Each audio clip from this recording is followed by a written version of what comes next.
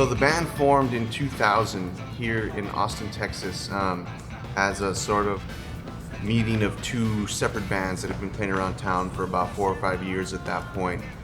It was just like a one-off experiment, really, to do some cumbias, like old cumbias that we loved and that we were into, old Colombian music, and it went from there. So 2000, we're going on 19 years now.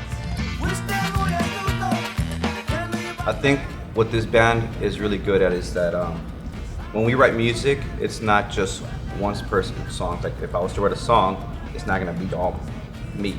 What's cool about it is that I can share an idea with the members of the band, and everybody has an input.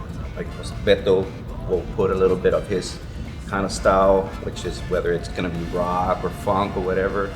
So at the end of the day, the song that I originally would bring in would be completely different because everybody has a little bit of their input, and it just becomes this unique Fantasma song.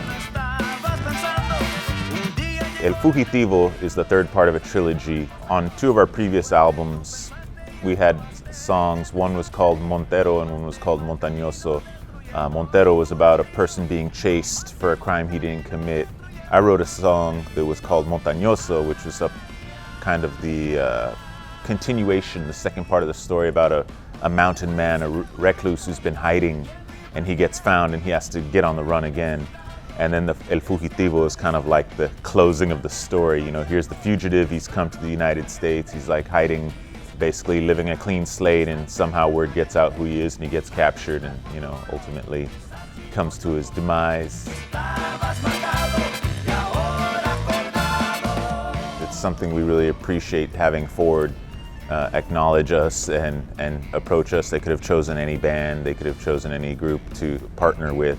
It's awesome, you know, that they're willing to say, hey, we're going to put our name behind you guys and let's move forward and expose the band and the companies. Beyond this album, the next thing we look forward to, I guess the next milestone will be our 20th anniversary. And especially with a group this large, you know, we're not in Rolling Stones territory yet, but, you know, who knows, maybe one day we'll get there.